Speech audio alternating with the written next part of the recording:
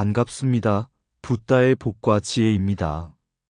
오늘 우리는 과연 무엇이 선종을 이렇게 강력하게 만들었을까?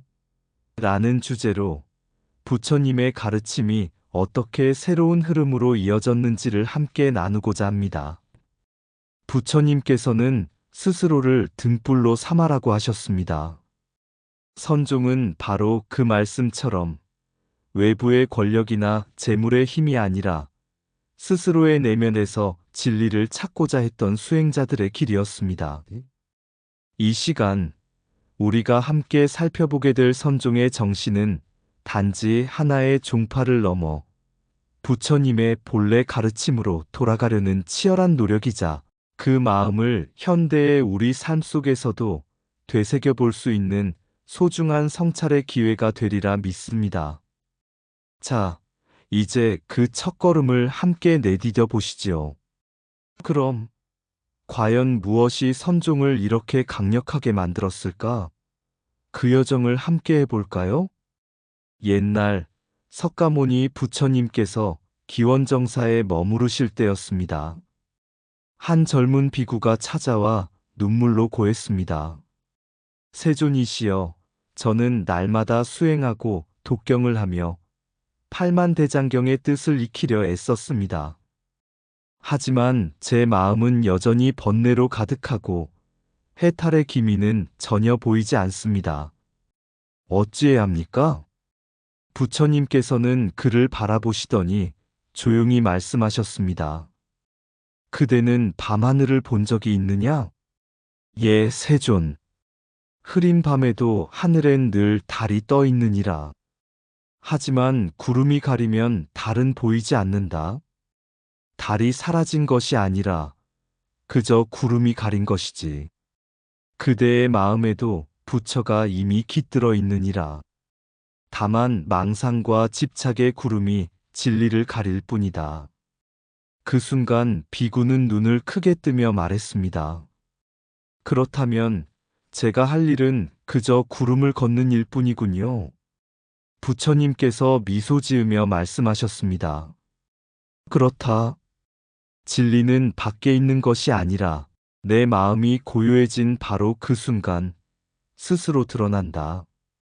이 일화는 훗날 중국에서 선종이 발전할 때 큰 영향을 미쳤습니다.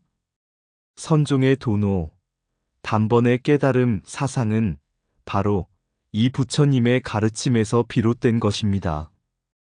모든 존재는 본래 부처이며 수행은 그것을 되찾는 일일 뿐이라는 깨우침이 선종의 심장을 뛰게 한 것입니다. 이처럼 선종은 단지 한 종파의 분파가 아니라 부처님께서 말씀하신 자등명 법등명, 스스로를 등불 삼으라는 가르침의 가장 실천적인 구현이었다고 할 수 있습니다. 어느 날 제자 아난다가 부처님께 물었습니다. 세존이시여, 우리가 이 수행을 통해 정말로 해탈에 이를 수 있습니까? 아니면 부처님께서 우리를 이끌어 주셔야만 가능한 것입니까? 부처님은 잠시 침묵하신 뒤 강가로 아난다를 데려가셨습니다. 유속이 제법 빠른 강물이 흐르고 있었습니다. 아난다야, 저 강을 보아라. 만약 누군가 저 강을 건너고자 한다면 내가 등에 업고 건너주는 것이 좋겠느냐? 아니면 그 스스로 건너는 것이 좋겠느냐? 아난다가 대답했습니다. 물론 스스로 건너는 것이 참된 힘이겠지요. 다만 두렵고 어렵기 때문에 누군가의 도움이 필요할 뿐입니다. 그러자 부처님께서 고개를 끄덕이며 말씀하셨습니다. 그래, 그러나 진정한 해탈은 남이 대신 건너줄 수 없는 강이란다. 부처는 길을 보여줄 수 있을 뿐, 길을 걷는 것은 오로지 그대 자신의 발걸음에 달려 있다. 진정한 자유는 외부의 기대와 의존을 놓을 때 피어난다. 이 말씀은 훗날 선종이 자립과 자각의 가르침을 앞세운 이념적 근거가 되었습니다. 선종은 왕이나 귀족의 후원 없이 스스로의 노력과 수행만으로 깨달음을 이루고자 했습니다. 이는 부처님께서 설하신 자등명, 법등명 스스로를 등불 삼으라는 말씀을 현실 속에 구현한 것입니다. 신분도 권력도 재물도 의지하지 않고 내 마음의 본래 빛을 믿고 스스로 강을 건넌다. 그것이 바로 선종의 차별화 전략이었고 부처님 참뜻의 진리였습니다. 스스로를 믿고 마음을 등불로 삼아라. 길은 누가 만들어주는 것이 아니라 내가 걷는 곳에 생긴다. 진리는 바깥에 있지 않다. 이미 내 안에 있다. 의지할 외부가 없을 때 비로소 본래의 나를 만난다. 구름이 걷히면 달빛은 스스로 드러난다. 남이 건네주는 손보다 스스로 일으키는 발걸음이 참된 힘이다. 깨달음은 기다리는 것이 아니라 깨어나는 것이다. 부처는 가르쳐 줄 수 있지만 깨닫는 것은 너 자신이다. 모든 의존을 놓을 때 진정한 자유가 시작된다. 수행은 보여주기 위한 것이 아니라 돌아보기 위한 것이다. 해탈은 누구의 손 안에 있는 것이 아니라 내 마음 안에 있다. 지금 이 순간 내 안에서 시작되는 것이 진리이다. 1000개의 불빛도 내 안에 한 등불만 못하다. 부처가 되는 길은 어디에도 없다. 내가 부처였음을 아는 데 있다. 도는 먼 데 있지 않다. 한 걸음 내딛는 그 자리에 있다. 부처님께서 사위국 기원정사에 머무르실 때 한 노비 청년이 조용히 다가와 절을 올렸습니다. 세존이시여, 저는 배우지 못했고 긴 시간 공부할 능력도 없습니다. 하지만 제 마음속 괴로움을 없애고 싶습니다. 깨달음을 얻으려면 얼마나 오래 수행해야 합니까? 주변의 다른 수행자들은 미묘한 웃음을 지었고 어떤 이는 속삭였습니다. 수행은 수년, 수십 년이 걸리는 일이다. 그처럼 무지한 자가 어찌. 그러자 부처님께서는 그 청년을 가만히 바라보시더니 한 송이 연꽃을 손에 드셨습니다. 그리고 이렇게 말씀하셨습니다. 연꽃이 피는데 오랜 시간이 필요한 것이 아니니라. 햇살과 바람이 조건을 이루는 그 순간 연꽃은 단번에 피어난다. 진리는 시간에 의존하지 않는다. 그대가 지금 이 순간 맑은 마음으로 바로 보기를 선택한다면 그 자리에서 깨달음은 이미 피어난 것이다. 청년은 눈을 크게 뜨며 마치 안개가 걷히듯 마음이 밝아졌고 그날 이후 누구보다 열심히 수행하여 해탈에 이르렀다고 합니다. 이 일화는 훗날 선종의 핵심 사상인 도노, 단번에 깨달음에 큰 영감을 준 이야기로 전해집니다. 선종은 오랜 시간에 걸친 공부 점수보다 한순간 내 마음이 본래 부처였음을 알아차리는 것, 바로 그것이 참된 깨달음이라 주장했습니다. 그것은 부처님의 말씀처럼 연꽃은 피는 순간을 기다리는 것이 아니라 그 조건이 모였을 때 단숨에 피어난다는 가르침과 일치하는 것입니다. 이처럼 선종은 모든 중생에게 즉각적인 깨달음의 가능성을 열어주며 대중에게 실질적인 희망과 실천의 길을 제시했습니다. 연꽃은 서서히 자라지만 피는 순간은 단 하나다. 진리는 시간 속에 있지 않다. 지금 이 순간 깨어남에 있다. 오랜 공부보다 바른 눈 하나가 진리를 본다. 번뇌를 걷는 바람이 일면 본래의 마음은 저절로 드러난다. 깨달음은 다가오는 것이 아니라 본래 거기 있던 것을 알아차리는 것이다. 수천 경전을 외워도 한순간 참마음을 보면 그보다 낫다. 무명의 어둠은 수년의 노력보다 한순간의 통찰로 물러난다. 눈을 뜨는 것은 수면에서 깨어나는 것과 같다. 길게 일어나는 것이 아니다. 진리는 점진의 길에 있지 않고 명확한 순간에 직관해 있다. 깨어남은 노력의 끝이 아니라 참됨을 인지하는 시작이다. 공부는 방편일 뿐, 깨달음은 순간의 지혜다. 한 생각 돌이키면 그 자리가 극락이요 해탈이다. 구름은 천천히 거치지 않는다. 바람 한 줄기에 흩어진다. 이 순간 마음이 비추이면 시간도 방법도 차별도 사라진다. 깨어남은 외부에서 오는 것이 아니라 내가 이미 지니고 있었던 빛을 발견하는 일이다. 어느 날 부처님께 한 낯선 나그네가 찾아왔습니다. 그는 정통 가문도 아니었고 수행 경력도 없었습니다. 하지만 그의 눈빛은 진지했고 마음은 타오르고 있었습니다. 그는 조용히 무릎을 꿇고 말했습니다. 세존이시여, 저는 가진 것도 배운 것도 없습니다. 그러나 제가 지금 바로 진리를 알고자 한다면 저 같은 사람에게도 가능합니까? 부처님께서는 따뜻한 미소를 지으시고 이렇게 말씀하셨습니다. 누구나 처음엔 빈손으로 온다. 그러나 마음이 간절하면 그 빈손은 문을 두드리는 손이 되고 문을 연 그 순간 진리는 스스로를 드러낸다. 중요한 것은 어디서 왔느냐가 아니라 지금 무엇을 보고 어떻게 깨어나고자 하느냐에 있다.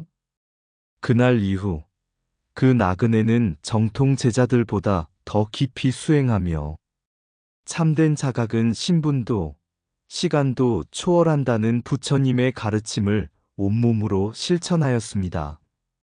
이 이야기는 선종이 기존의 교단, 권위, 배경을 뛰어넘어 후발주자로서 승리할 수 있었던 핵심 정신을 그대로 보여줍니다.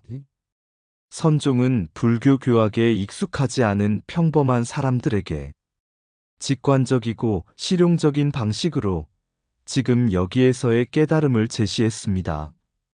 이는 부처님께서도 항상 강조하셨던 말씀, 깨달음은 누구에게나 가능하다.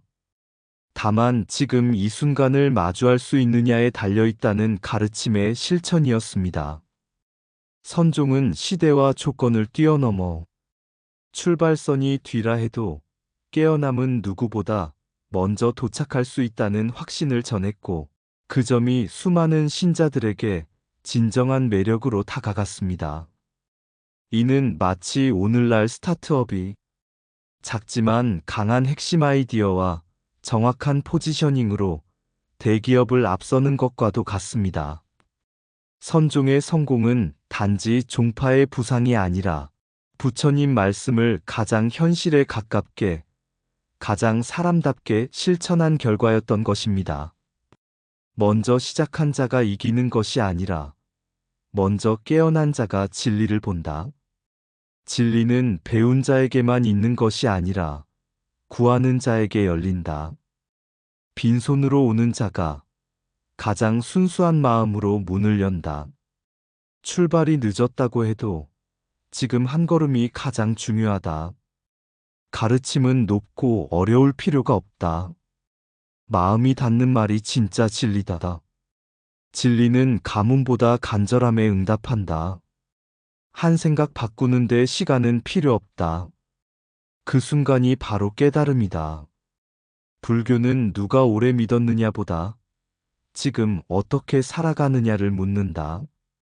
작은 인연도 참된 마음이 있다면 큰 열매를 맺는다. 진리는 모두에게 공평하다. 다만 문을 두드리는 자에게만 열린다. 늦게 들어온 자도 부처가 될 수 있다. 그것이 불법의 자비다. 가르침은 먼데 있는 것이 아니라 오늘 내 삶 속에 있다. 차별 없는 깨달음이야말로 부처님이 세상에 오신 뜻이다.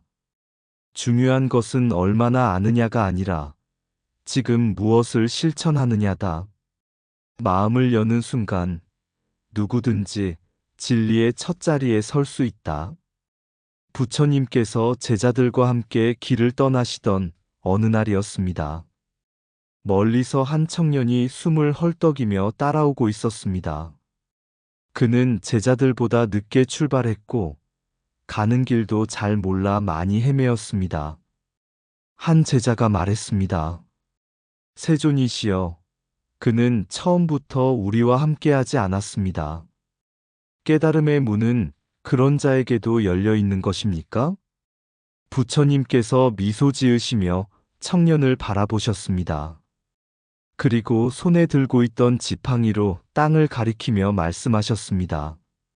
이 길은 누구의 소유도 아니며 먼저 밟은 자만이 걷는 것도 아니다. 진리는 순서가 아니라 진심으로 그 길을 걷는 자의 것이다. 먼저 출발한 자가 길을 잃을 수도 있고 늦게 도착한 자가 진실의 문을 먼저 열 수도 있다. 불법은 언제나 깨어 있으려는 자에게 먼저 응답한다. 그 청년은 그 말에 크게 감동해 그날부터 누구보다 뜨겁게 수행했고 마침내는 많은 제자들이 존경하는 선승이 되었다고 전해집니다. 이 일화는 기득권과 권위로 가득했던 당시 불교계 속에서 후발주자로 등장한 선종이 어떻게 진리의 본래 정신을 붙잡고 많은 이들에게 희망의 문을 열었는지를 보여주는 이야기입니다. 부처님께서는 항상 말씀하셨습니다. 진리는 문득 깨닫는 자의 것이며 누구든지 그 자격이 있다. 선종은 이 가르침을 가장 실천적으로 구현한 종파였습니다.